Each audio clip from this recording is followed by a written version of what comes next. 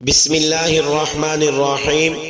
حضرت عبداللہ بن عمر رضی اللہ عنہ سے روایت ہے، نبی کریم صلی اللہ علیہ وسلم نے ارشاد فرمایا، جب حضرت سلیمان علیہ السلام بیت المقدس کی تعمیر سے فارغ ہوئے تو انہوں نے اللہ تعالیٰ سے 3 چیزوں کی دعا کی: اللہ کی مرضی اور حکم کے مطابق چلنے والی حکومت، ایسی بادشاہ جو ان کے بعد اور کسی کے شایان شان نہ ہو، اور یہ کہ جو بھی اس مسجد اقصیٰ کی جانب آئے اور اس کی نیت یہی ہو کہ وہ اس میں نماز ادا کرے تو وہ مسجد اقصیٰ سے ویسے پاک ہو کر نکلے جیسے کہ وہ پیدائش کے وقت پاک و صاف تھا۔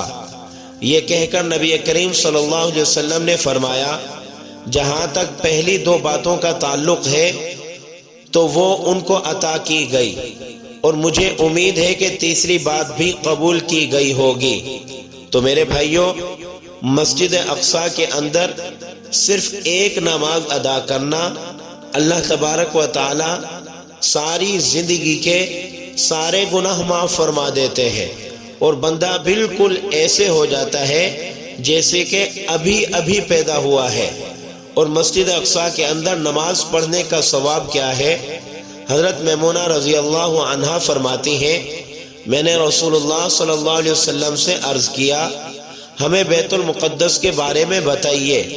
آپ صلی اللہ علیہ وسلم نے فرمایا، وہ معشر و منشر کی زمین ہے، وہاں جا کر نماز پڑھا کرو، اس لیے کہ اس میں ایک نماز ادا کرنے کا ثواب دوسری جگہ ادا کی گئی 1000 نمازوں کے برابر ہے۔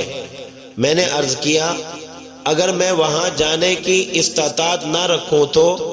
آپ صلی اللہ علیہ وسلم نے فرمایا، تو وہاں کے لیے تیل ہی بھیج دو جس کے ذریعے اس میں چراغ جلایا جائے۔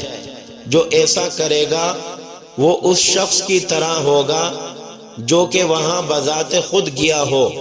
تو میرے بھائیوں، نماز پڑھنے کا ثواب یہ ہے، دوسری جگہ اگر 1000 نمازیں پڑھی جائیں اور مسجد اقصیٰ کے اندر ایک نماز پڑھی جائے تو 1000 نمازوں کے برابر ثواب ہے۔ یہ مسجد اقصیٰ جو کہ مسلمانوں کا قبلہ اول ہے، مسجد اقصیٰ رسول اللہ صلی اللہ علیہ وسلم نے اس مسجد کے اندر 1,24,000 انبیاء اکرام علیہم السلام کی امامت فرمائی ہے۔ یہاں سے اللہ تبارک و تعالی نے رسول اللہ صلی اللہ علیہ وسلم کو براق کی سواری پر آسمانوں پر بلایا ہے۔ یہ وہ مسجد اقصیٰ ہے جہاں حضرت عمر رضی اللہ تعالی عنہ تشریف لے گئے تو یہودیوں نے بغیر جنگ کیے اس مسجد کی چابیاں حضرت عمر رضی اللہ عنہ کے حوالے کر دی تھی۔ آج یہ مسجد اقصیٰ یہودیوں کے قبضے میں ہے، یہودیوں نے اس مسجد کے اوپر قبضہ کیا ہوا ہے۔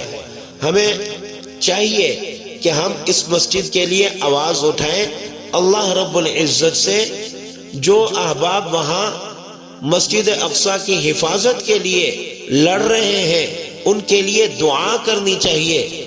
اللہ رب العزت سے دعا ہے، اللہ تبارک و تعالی مسجد اقصیٰ کی یہودیوں سے حفاظت فرمائے، اور جو مجاہدین مسجد اقصیٰ کی حفاظت کے لیے وہاں جنگ لڑ رہے ہیں، اللہ رب العزت سارے مجاہدینوں کی مدد و نصرت فرمائے اور اپنے خزانے غیب سے ان کی امداد فرمائے، ان کی حفاظت فرمائے اور انہیں کامیابی عطا فرمائے، آمین۔